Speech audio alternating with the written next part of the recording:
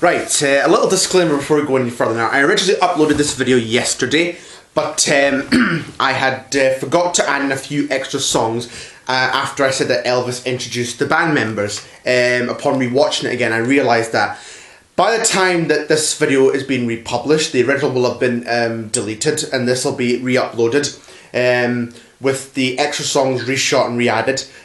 So I want to add in a little disclaimer before we start the video, but I hope you enjoyed the video you're about to see of me talking about Elvis Presley's Aloha from Hawaii show 50 years on. So I hope you enjoyed the video. Hello everyone, it's Cam, welcome to another video. Now today we're going to be doing a pretty special video talking about one of the greatest performances of all time. And no, I don't mean Live Aid. Now this was a performance that took place 50 years ago this year and missed the anniversary, but I did want to do a video acknowledging this concert and this event from one of the greatest artists of all time and somebody who I've become a big fan of in recent times. I think everybody knows who it is, and it's Elvis Presley, and it's the 50th anniversary of Aloha from Hawaii this year. The anniversary was just a few weeks ago, but I missed it. But I wanted to do a video acknowledging, like I said, I wanted to do a video acknowledging this historic concert. So we're going to do that. We're going to go over the background behind the concert, leading up to the show and the show itself, and why it's so significant. Well, the reason it's so significant was because this was live streamed and shown all around the world. It was billed as the world's first satellite concert, which it may be true, but it was actually, the Beatles had satellited them singing All You Need Is Love in 1967. So maybe not the first, but maybe one of the first for a major artist in that retrospect. So talk about the history. So in 1968, after 7 years of not playing live or touring due to making films and film soundtracks, Elvis Presley did his successful comeback television special in 1968, and that was a major success when it was aired. And then a few months later, in July and August of 1969, Elvis did his first of many residencies at the International Hotel in Las Vegas, which would later be renamed the Las Vegas Hilton Hotel. And Elvis then went back to touring as a result of the success of the Vegas shows. He first played in Houston in February, at the Astrodome in February of 1970, and then did another 2 residencies in Vegas. And then he went back to full touring in September of 1970 in Phoenix, Arizona. Presley would continue to tour throughout the US in the 1970s. He was keen to do an overseas tour. Europe and Japan were in particular of interest, but however, because of his dickhead manager and crook of a manager, Colonel Parker, his background, that wasn't possible. Elvis was not aware of this. In 1972, Elvis was making a documentary film about his tours called Elvis on Tour in 1972. I've got that on DVD. I forgot to bring it, but I do have it on DVD. He'd made a documentary film before documenting the Vegas shows called That's the Way It Is, which was in 1970. During the August of 1970, he'd been filming that. But in April 72, he was filming this Elvis on Tour, which is a great watch. I really recommend if you check that out if you haven't got it on you. Then in 1972, in the summer, Elvis was performing at Madison Square Garden. And Colonel Parker had the idea of doing an Elvis concert live stream around the world, having seen then President Nixon's visit to China in 1972 on NBC. So Parker got it arranged, and then in September of 1972, when Elvis was wrapping up a residency in Vegas, it was announced that Elvis was going to do this concert that was going to be shown around the world in Honolulu, in Hawaii, and set for a date later, I think. They met with this producer called Marty Peseta, if that's how you say his name, to do this show. And Peseta went to see Elvis's concert at Long Beach Arena in November of 72. But he wasn't really impressed with the show because he didn't really see much with Elvis aside from the music. He suggested that, but by this point Elvis was starting to look a little bit sort of podgy, a little bit overweight, not really overweight as he would in later years, but a little overweight. And he suggested that Elvis lose weight for the show, which Elvis did do and lost about 25 pounds from November till January of 73. So came the show, January 1973. The date was set for January 14th, 1973, and this was to be a benefit for the K.U.I. Lee Fund. Now, K.U.I. Lee was a songwriter who had written I'll Remember You, which Elvis had sang on his album Spin Out in 1966, the soundtrack album to Spin Out in 66. And he had died of cancer at a very young age of 33, and it was decided that they would do this benefit in his honour. They raised a lot of money for it. And it was decided that they wouldn't set the tickets at a set price. Whoever was attending the show could pay whatever price they wanted for their ticket for the show. And a Hawaiian 5-0 actor, Jack Lord, was even at the show too, which we'll touch about later on the main show. So on January 9th, 1973, Elvis and his band and all their families and Memphis Mafia arrived in Honolulu, and Elvis met some fans on that day, and then there was to be two shows, a rehearsal show and then the main big show. So they would record both. They would record the rehearsal show in the event that anything was to happen, anything was to go wrong during like the main event. They would have a backup film footage to use in the event that was to happen. So they did the rehearsal show on January the 12th, 1973, and Elvis performed a total of 22 songs at the concert. At this rehearsal concert, he did. There was the Also Sprach Zarathustra or 2001 Space Oddity theme for the intro, and then he came on at the start of CC Rider, then Burning Love, a cover of the Beatles song Something, You Gave Me a Mountain, Steamroller Blues, a cover of Frank Sinatra's My Way, Love Me from his second album, It's Over, not the Roy Orbison number, I think a number from Jimmy Rogers, Blue Suede Shoes, a cover of Hank Williams' I'm So Lonesome I Could Cry, Hound Dog, which was one of his big hits, What Now My Love, Fever, Welcome to My World, Suspicious Minds, and then he introduced his band members who were, if I could just find it, hang on. He had the backing quartet of J.D. Sumner and the Stramps Quartet, the Sweet Inspirations and Kathy Westmoreland on backing vocals. Lead guitar, he had James Burton. Rhythm guitar, John Wilkinson. Drums, Ronnie Tutt. Bass guitar, Jerry Sheff. Piano, Glenn D. Harding. And Charlie Hodge, who was one of Elvis's close friends, on guitar and backing vocals as well. And even an orchestra of horns and strings. And the musical director and the conductor was a guy called Joe Gurico. I don't know how you pronounce that. Joe Gurico. Then after Elvis introduced his band members, he did I'll Remember You, which was one of the songs we mentioned earlier. An American Trilogy, one of his best performances of that one. A Bigger Hunk of Love, and Can't Help Falling in Love. And that was the rehearsal show.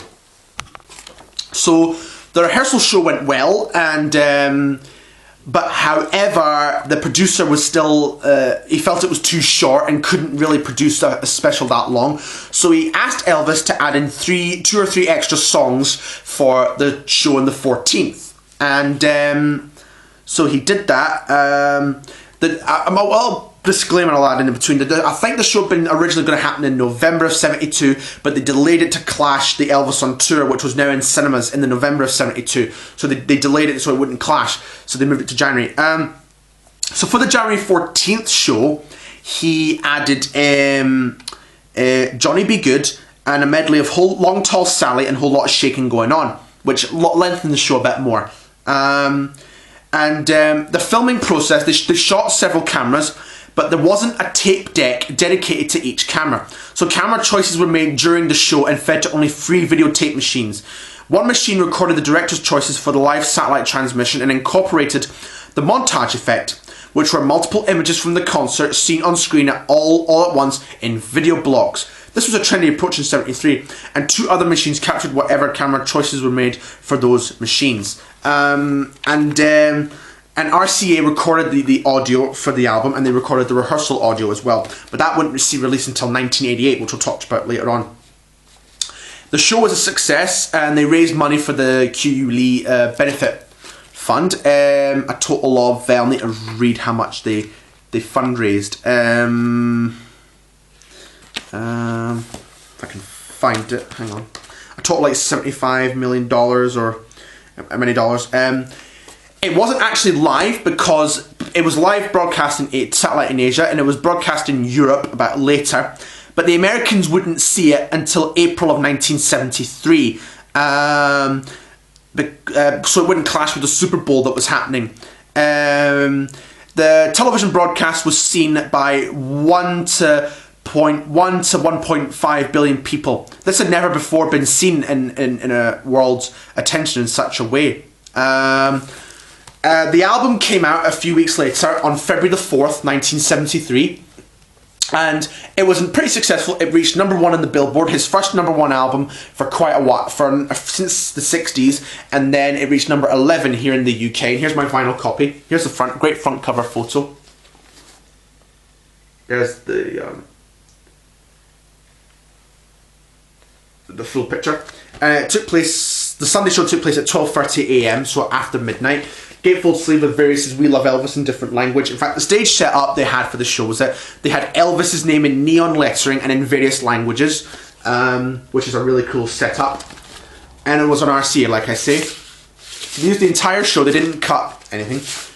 After the show ended, Elvis and the band, after everybody left the venue, Elvis and the band went back to the venue and they filmed a few extras, 5 additional songs that was to be used for the broadcast. And they did the songs they did were Blue Hawaii, QUUIPO, I don't know how you say that, No More, Hawaiian Wedding Song, and Early Morning Rain. All were chosen bar No More. So after the show, the rehearsal show wouldn't see a release in audio until 1988, when it was released as the alternate Aloha. And then the concert itself was released on VHS in the 1980s. I'm not sure what year it was first released, but I know the broadcast version was released as VHS at first. And it saw a DVD release eventually in 2004, and this is the DVD I have of it. This is the deluxe edition DVD. I found this in a charity shop for £3, which is really good, considering that the DVD sells for like £10 or more on eBay. So to find it for £3 was really good, a really good deal for it, I think. It opens up like this, and comes with this thing which explains. This contains both footage of Elvis arriving in Hawaii, and that was used for the opening sequence on the broadcast version. Then we have the complete rehearsal concert, the entire Aloha from Hawaii that was performed without the few extra songs that were filmed. That's on disc 1. And on disc 2, we have post-concert insert song sessions, which was when they did that. And then chapter 2 DVD is the broadcast version on disc 2. So you get pretty much everything that was filmed on here. And you even have a booklet, which I've been reading notes from, with some pictures from, dropped it, with pictures from the show. It talks about the show as well.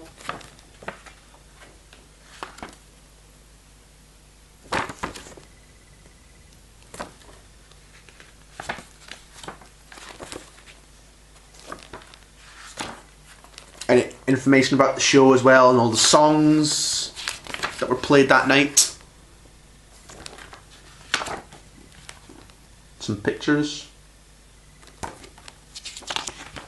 It's a picture from the conference to promote Aloha from Hawaii. And there's one of the tickets. Another information.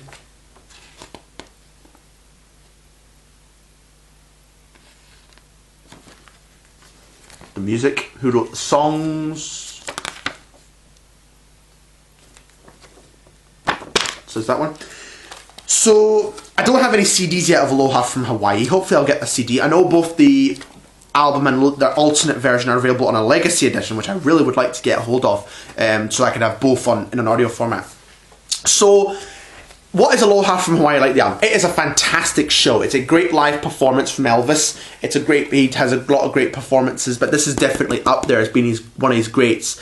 It's up there probably with the Elvis on Tour documentary and even the Vegas '69 performances as well. That's one of the things I like about his live shows, was that he had like, he was a great showman because he had a great sort of charisma attached to him in his shows, and he definitely does that. He would often like hand out scarves to women in the audience, and sometimes kiss women in the audience. That's the thing he had, was that he had this sort of connection with his audience. Aloha from Hawaii was recorded at a time when all was kind of not well in Presley's life. I think this was when his marriage to Priscilla had kind of separated, and they would later divorce in 1973.